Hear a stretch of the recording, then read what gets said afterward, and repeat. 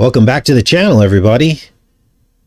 And it's another Between the Headlines show. I told you guys we had some other things that we needed to get caught up on. It's not going to be a super long show. We got a couple items. I'm going to kind of try to slow down a little bit and get into the nitty gritty of some interesting things that have come up that we need to talk about.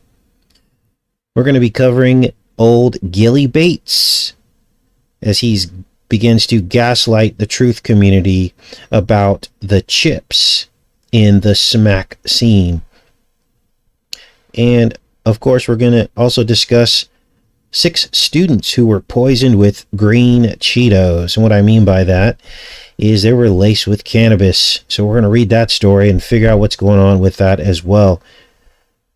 Then we're going to get into the Twitter, Musk, and Thump love triangle and try to figure out and make sense of all of the drama surrounding that.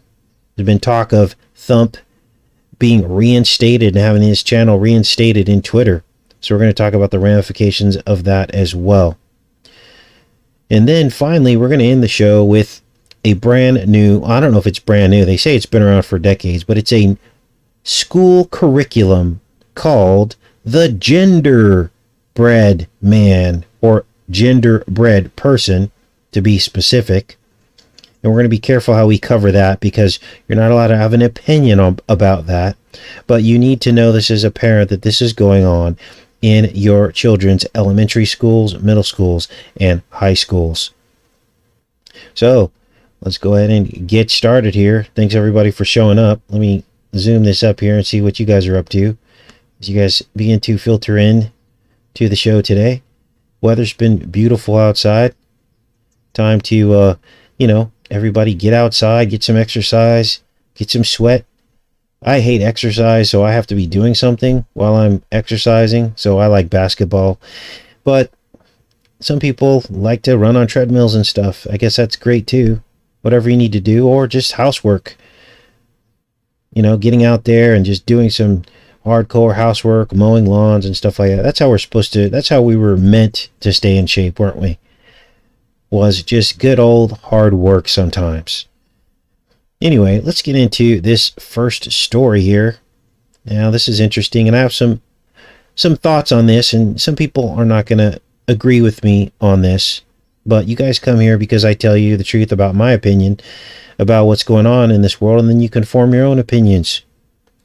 But here, old Gill Bates chimes in about his disappointment that people aren't running to the smaccination stations because they heard and believed some conspiracy theory.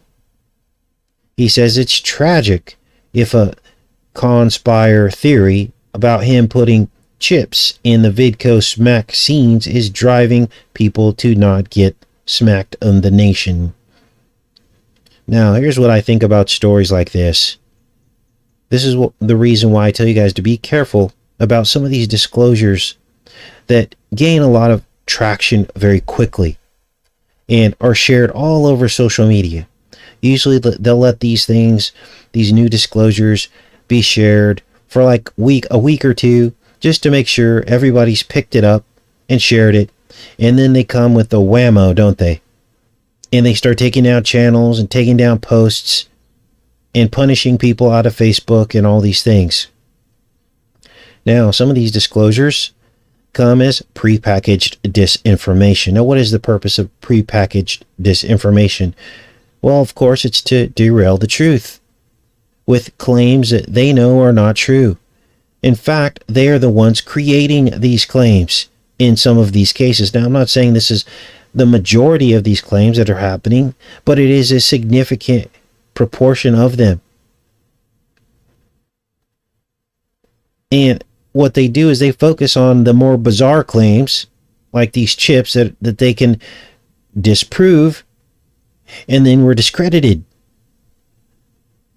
Now, to this point, I don't know anybody who's gotten a microscope and looked at this stuff and found anything inside of it. We have, of course, the people sticking things on their arms and magnets and such. And again, that was something that I disagreed with. I felt like that was something to make us all just look really stupid and make them think, and other people think, that we should all be in an insane asylum. Again, some people swear by this and the whole Bluetooth thing, but my personal opinion is has not happened yet. There are much more serious things happening with the Smack of the Nations that I believe are true, that maybe we've been distracted from. And we need to be careful, because especially when it comes to medical claims, it's one thing to have an opinion on like a biblical passage that does not contradict the gospel, for instance, or a theory on how the universe works. But when it comes to medical claims, this is what the enemy likes to weaponize. The controllers like to weaponize these kinds of things because it's like a minefield. Because they can pump up and amplify the seriousness of the claim and how it is directly affecting people and their decision-making process to comply with what the controllers want them to comply with. And so they weaponize especially these medical claims, because these are the ones that they can get the most bang for their buck to take people out, can't they? So this is one of their tools to decimate the community. And I think even if you're a person that believes that there are currently chips, you would also have to agree that there have been several misinformation things that have come out that we all figured out were not true, that it was some kind of ploy or whatever. So somewhere in that spectrum is the truth, right? Now, yes, eventually there will be chips of some kind, but by the time we get to that point, basically we will have been laughed off the stage as a community if we don't get things together. You guys, the letter that shall not be named community is notorious for spreading stuff like this. Not this particular issue, but other issues that then they come back and find out were not true. And all of that was generated by the controllers. They're the ones that came up with these scenarios and beliefs and theories. And then it was pumped up and amplified. And then, of course, now the letter that shall not be named community is the laughingstock of the truth community, because every week that goes by that a new belief comes up, they believe it again and again and again, and every single time it's proven not to be true. If you don't know what I'm talking about, they believed that JFK was going to come back and be the president. Has that happened? No, it hasn't. But every week they tell their followers, oh, it's another week, it's the next election, it's the next election, it's the next this, it's the next that, and it keeps going on and on and on. And that is counterproductive to what we're trying to do here. So, yes, eventually there will be chips, but by that time, what will end up happening is people won't even be afraid of chips anymore, because they'll see how crazy we were over and over again crying wolf about chips being in places where they're not. So, over the years, I used to cringe when I would see some of the larger channels take the bait on some of these popular and magically viral claims, because I knew, and I even stepped in it a few times myself, haven't I? Someone sends me a link, they're like, Casey, this is happening. I don't vet it correctly or properly. I don't think about, could this be true or is it not true? Or I present it as a matter of fact and end up getting stung in the process with a video takedown, and the whole channel suffers and everyone in the community suffers because another rope-a-dope.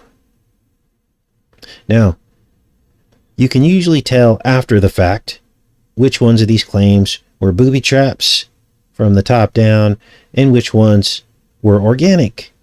But oftentimes it's already too late, isn't it? So, old Gill Bates has weaponized this chip thing to gain steam to the fact checkers so that they can take down pages and sites. Now, why does all this matter?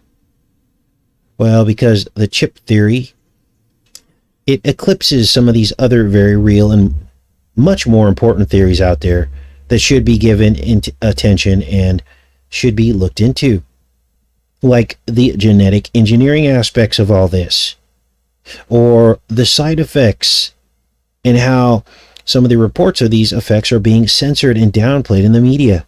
Notice that nobody's really talking about that anymore because they're too busy putting magnets on themselves and talking about chips and salsa. Now, they love to do this, don't they? They like to lead with the most extreme claims that they allowed to go viral. And then they can easily discredit at the tail end of it, and as they capitalize on this cry wolf scenario, so that when the chip really does come, nobody's going to believe it. Nobody's even going to be afraid of it at that point. And that is the strategy that the enemy uses. You got to be real careful what you pick and choose to believe beyond the shadow of a doubt as something to be the case. Now, we're not going to read this article because suffice it to say, it's probably one of those traps, right? But these are Gill Bates's non-doctor gaslighting ritual here going on with these chip claims here. So, now let's get into this next story. Now, this next story is bizarre. 6 elementary students greening out on cannabis-laced Cheetos. This is really weird. Now, I can already hear the jokes rolling by in the chat. Of course, Cheetos are the favorite snack of those who partake in the green weed, isn't it? Get the munchies. And these unfortunate preschoolers were probably flying pretty high, weren't they, after their afternoon snack? As they contemplated the origins of the universe with their schoolmates. High as a kite, probably didn't even know what was happening to them, did they? I guess orange is the new green. Let's read this. I mean, you can't make this up, you guys. This is hilarious. 6 students were taken to the hospital after eating cannabis-laced Cheetos. At a California elementary school on Thursday, several outlets reported. KTLA reported that deputies from Riverside County Sheriff's Department responded to a call about students suffering from food-related illnesses. Wonder if they got, like, nauseous or something. At the Enchanted Elementary School in Paris. Oh, of course it has to be the Enchanted Elementary School in Paris, California. Of course, because where else would this happen? I think that they were a little more enchanted than they anticipated on being, right, after eating these green Cheetos. Now, it says here that a student brought the snack into the school and shared it with classmates. Student was unaware it was laced with cannabis. Sharing is caring, I guess, right? Now, on a serious note, this could have been a whole lot worse if these Cheetos were laced with fentanyl. It would be a much more tragic story. But I want to share this with you guys about these green Cheetos. Look at this. The incident follows several others where students ingested laced food without their knowledge. Last month, a Virginia daycare owner was charged after 3 toddlers ate THC-laced goldfish crackers. So, talk about a snack attack, right? Interesting. Well, let's get into this next development, I guess we can call it. As we all know, the Thumper Man was suspended from Twitter on January 8th, 2021. I think this was right before or right after it was right after the insurrection, right? And I personally have been counting the days until his account is restored because I want to see if there's a connection between the number of days from a suspension to when it's going to be restored, because the word on the street is that as soon as Musk completes this takeover Twitter, that he is going to reinstate the Thumper Man. Here's what they're saying. Elon Musk says he would reverse the Thumper ban, but a couple things have to happen before he completes the purchase of Twitter. Now, will this happen? It probably will. But I want to talk about the psychology behind all this, okay? Because this is not what you think it is. Understand that all of this is political theatrics. The left does it too, but the right does it as well. Now, nobody really knows what Musk is. He's kind of he flip-flops, doesn't he? One minute you think he's conservative, the next minute He's more left-leaning. But basically, all of this talk and chatter about all this kind of stuff, like the Roe v. Wade, the purchase of Twitter, understand that all this is theatrics in preparation for the next election. They like to slowly build this drama up over the course of months and years, and that way people want to get behind their right-wing leader or their left-wing leader so that they feel like they have a personal impact in balancing the scales of justice. But understand that none of this is real. It's all publicity stunts. It's fluff. And notice these are all hot button topics, very divisive issues.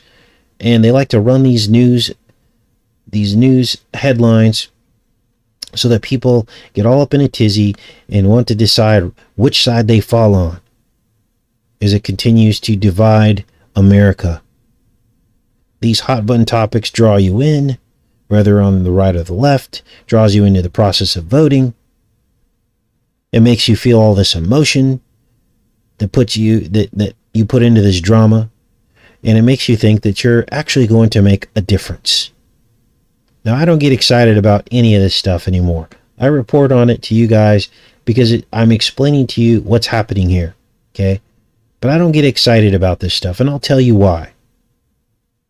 Because the only thing that gets me excited about politics and helps me be hopeful about it would be things like this. Like if the climate change agenda in America was cancel cultured, that would get me excited about politics.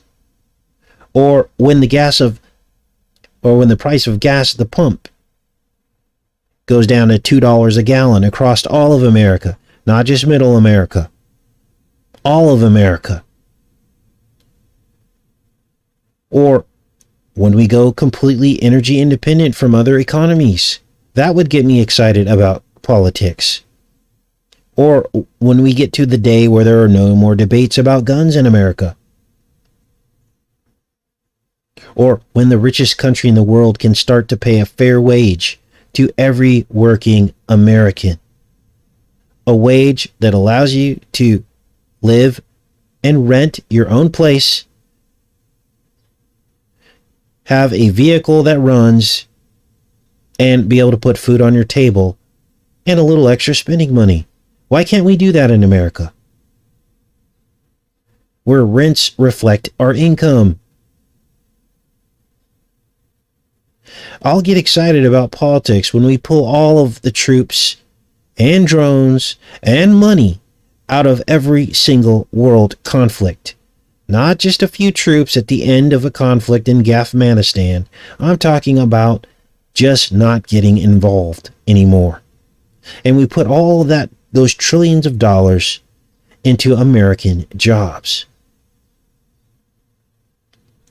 When America hums again with the sound of small, medium, and large factories, and we start making things again like we used to, that's when I'll get excited about America and politics. Now, sadly, of course, the Bible says that this will never happen.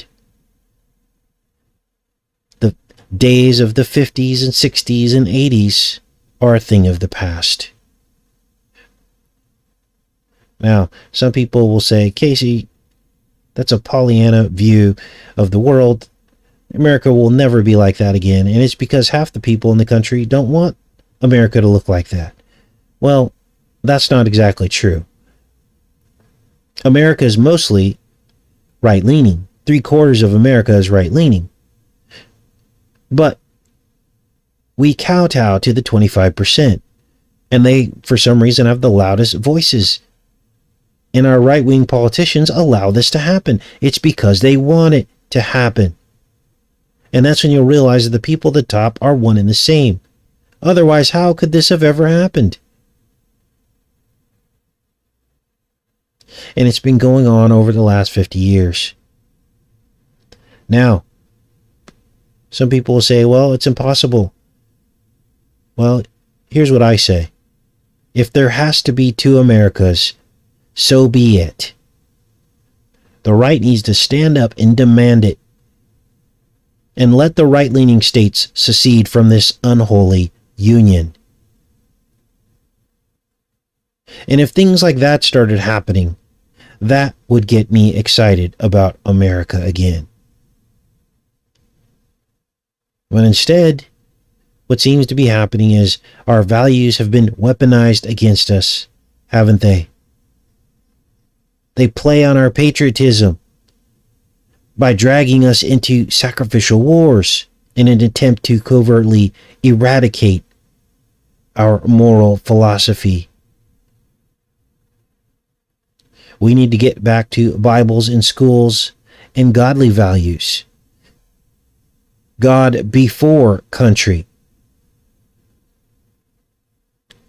That's how Jesus would run America. And every time we vote for another liar, we work directly against any change that could possibly happen. Anyway, those are my thoughts on solutions to a very long and drawn out problem. We need to stop voting in these liars on the right and the left. Now, somebody actually came on here and said, Casey, you have an obsession with Thump. What have we been talking about for the past 2 months? We've been talking about Stu Crane and why we're pouring all this money into them. Who's the president doing that? Bo Jivin. We've been talking about the gas prices. This is not just one side. It's just the problem is people get triggered because they are right-leaning like myself. And when they hear criticism, they get drawn right back into the right-left paradigm. When they hear the leaders on the right being criticized, you get drawn right back into the right-left paradigm because you're being triggered. Why don't you get triggered when I talk about Bo Jivin? Now, I try to keep it 50-50, but Bo Jivin's pretty much an empty suit. There's not much to say about him. We already know he's messing up really bad. We should not be spending billions of dollars on other countries' problems and all the other things that have gone wrong since he's been in power and will go wrong. But always remember that when you start feeling triggered because I say something bad about Thump, you need to do a gut check because you're still living in the right-left paradigm. You shouldn't be triggered about anybody that we talk about on here because they're all corrupt. Every single last one of them. That's why they were chosen to run our country. Now, I'm going to check in with you guys. We're going to get into the last segment for today's show. And what we're going to talk about next, I'm going to try to cover it as factually as possible. Now, I'm not going to give any opinion on it, but the piece really speaks for itself. Now, some of you have already heard about this on some of the other freer social media platforms. But this blew me away. When I read this, I was blown away. This is the Genderbread person. Now, obviously, this is a knockoff of the nursery rhyme, The Gingerbread Man, isn't it? And what is this? This is school curriculum for children. Now, apparently, according to them, they're saying that this goes back decades. Now, I didn't know that they were teaching children this decades ago, but apparently they have. Now, I'd be interested to hear any personal experiences that you guys have had with this and your children. So let us know in the chat. But before we get into this and break some of this down, we all remember the story of the Gingerbread Man, don't we? Well, we're going to take a look at it right now. Let's rewind this a little bit. Fox was swimming in the water. Hop on my back, I'll take you across the stream. Fox was swimming in the water. Nobody likes a mushy cookie. Luckily for him, a fox was swimming in the water. Hop on my back, I'll take you across the stream. You can trust me.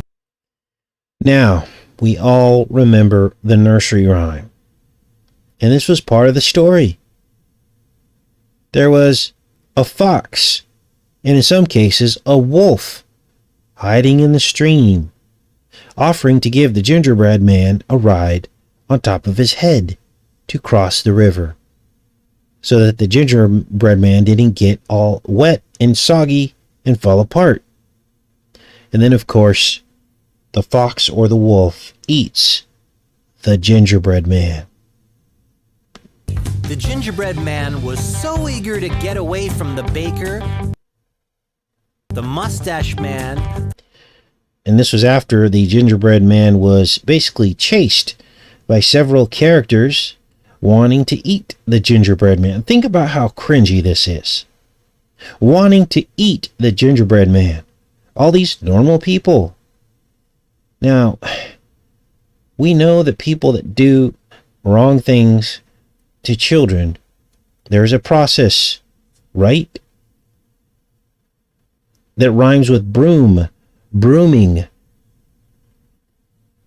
And this whole story just reeks of that, doesn't it? So, gingerbread man gets on the back of the fox in this case. I saw other nursery rhymes where the gingerbread man gets on a wolf's back. Let's see what happens. It's getting deeper. Hop onto my neck. I mean, all these nursery rhymes are about this, right? Unbelievable. It's getting even deeper. Hop onto my head. Gingerbread man saw that they were almost at the other side of the stream. He imagined getting to the other side. So, the gingerbread man gets closer and closer to the mouth of the fox or the wolf, and this is at this point is when he's eaten. And making fun of the people. Oh no! The end. That's so he doesn't run away. So, very creepy and cringy. This is the nursery rhyme I'm speaking about, of course. Not talking about this curriculum. I'm talking about the nursery rhyme. Now, let's look in this curriculum, the genderbread person, and what this is really all about. Or let's just read it. We're not going to give our opinion on it. And then after that, I'll be in the chat comments to see if any parents out there have had any experience with this in your children's schools. Genderbread person, version 4.0, a teaching tool for breaking the big concept of gender down into bite-sized digestible pieces. So it kind of continues the theme here of being eaten, doesn't it? So it's got all these. Now I'm not going to be reading some of this, but I think about the progression of how all this started. I remember in the 90s they came up with this term metro, didn't they? Remember that? That's kind of when a lot of this began. It kind of started. They were putting these terms out there to get people accustomed to this and comfortable with it. And there were a lot of guys out there that were okay with this label.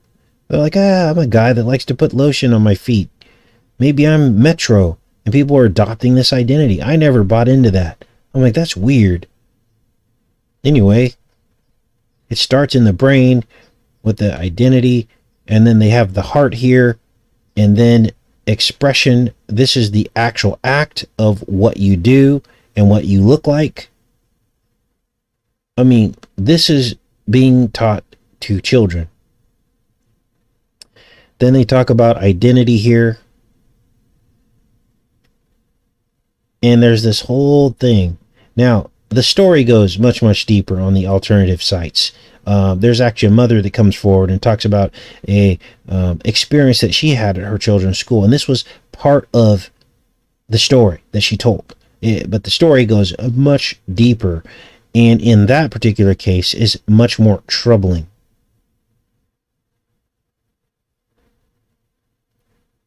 Let's see what else is in here. Nobody likes a stale cookie. There's all these cookie references here. Now, what else do we have here? Let's back this up.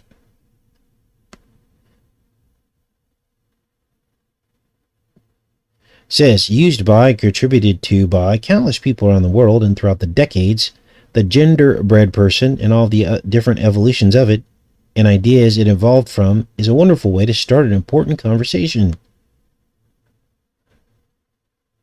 While the versions created by Sam Killerman, many of which are featured on the site, are the most popular, the idea goes far beyond him. It's a creation of the commons. Now, have you guys heard about this? I hadn't heard this until now. This might have been around for a while, and people might have covered this already, but I wanted to show you guys and have a discussion about it here on the channel. Let's go into here, into the chat.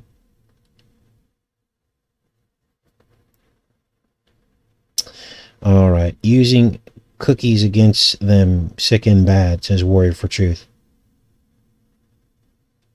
Yeah, I bet you they don't teach this in Russia.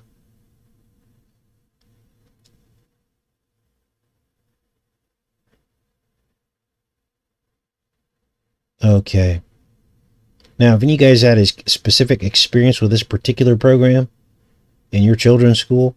I'd be curious to hear if you've heard of this before through the school.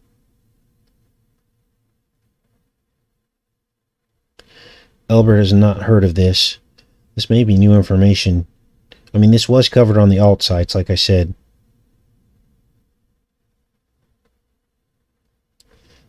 All right. I've not heard of this until now. Yeah, I remember that. Silent Walk says, we used to get in trouble drawing private parts on pictures. Yeah, now they promote it. They probably give you a gold star and a free lunch ticket these days.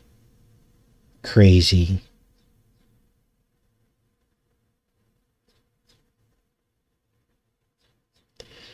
This would never be allowed in Hungary, says Stephen. Yeah, I think it's interesting, isn't it? The kettle calling the pot black. Here we are, supposed to be a Judeo-Christian nation with right-leaning values, founded on God and country and all this, right? The moral authority. And, you know, and here we are saying, oh, pointing the finger at other countries around the world, like Russia, and saying, oh, you guys don't have any moral authority because you don't believe in freedom. And yet, these countries are the ones that seem to be a lot more moral in a lot more ways. Just unbelievable.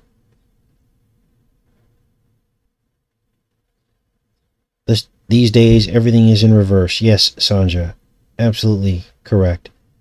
They call good evil and evil good. That's what the Bible says would happen in the last days. And here we are.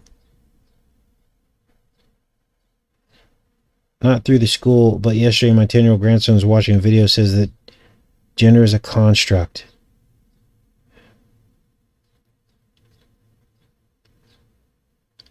Now, here's my personal opinion. I said I wasn't going to give you my personal opinion, but, you know, children are not developed yet. So why are they making choices and decisions about, or being given options about things that they really don't even know what the teacher's talking about? Because they're not even, don't even have those hormones in their bodies yet to even understand what's being talked about. To them, think of the mind of a child. You start bringing up stuff like this, to them, they think it's just something cool to talk about. Or a new game. They think it's a game. They don't make the connection between their bodies. That's my personal opinion. Now, you would think that child psychologists would understand this. But they don't. They play right into this. Kat says Casey's personal opinion. Yeah, I mean, you know. So, I'm trying to think of an example of, so I can demonstrate this to you and illustrate to you what's going on here with this. And think back to your own childhood and how you felt about things and where your focus was. Your focus was your friends and school. And, you know, you might have had like a crush on a girl, but your crush was much different than the crush when you get older. It's more like, I want to hang around this person, or they're my friend.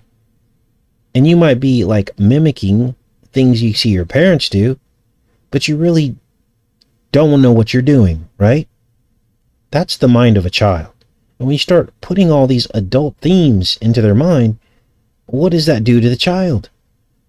It either makes them grow up way too fast, or it confuses them, or they think because it's coming from an authority figure like their teachers in their school that they're automatically going to think it's important, and they're going to listen to it and think that that's normal. That's what happens. You know, I remember a time in my life where I thought law enforcement was to be respected. Now, I respect individual people based on how they treat me, but I don't see the uniform anymore. But I think back to my mindset before, when an officer would, pull me over, I would put my hands on the steering wheel, I'd try to be as polite as possible. Now, you should be polite, but for different reasons. And so that would be a similar, analogy or metaphor to what is going on. It's the mindset of a child is far different than this curriculum that is being presented to them. I don't believe that they're psychologically developed enough to handle these kinds of things, these kinds of subject matters. I remember being in middle school when the disaster happened, the Columbia disaster. I think it was the Columbia disaster. And even then, even with some subject matter much less serious than what we're talking about here, when that occurred, our eyes were shielded from it. Or think about what might have happened on Blind 11 when some of you maybe were in a classroom. You were shielded from, you were protected from it, from that information, because it was too much for you to handle. If you were like in grammar school when it happened. In high school, I think they kind of accepted it and kind of showed it on TV while you were in high school. But think of the difference between how things like that are handled and how they're handling very adult subject matter with children. Oh, that was the Challenger, right? That was in 86. Thanks. Yeah, that's when I was in middle school. Thanks, Jason. So, interesting, right? Millstones are needed. Yes, Boomer. Yeah, I think it was Challenger. I was in high school during that, and wait, what did that? Let me read that comment again. And saw it on a TV in a room, says Michael. Yeah, I think the high schools handle it differently. They kind of let the children watch. But if you were in elementary school, that was definitely something that they would not show you.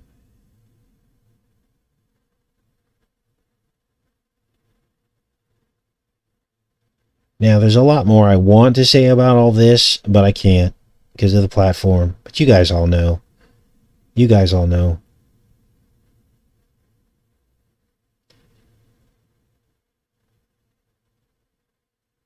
B. Don Nadun says Challenger astronauts are still alive. Yeah, it's weird.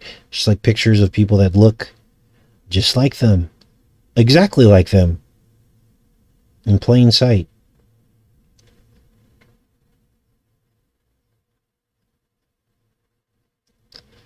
All right. Okay, you guys. Well, I promised I wouldn't be on here too long this morning. We'll be back on here tomorrow with more Between the Headlines, possible decodes that I've got on deck here. I've got a lot of things that I want to watch, and I'll be working on that today, and we'll see you guys tomorrow. Love each and every one of you. Have a great rest of your day. Take care and be safe.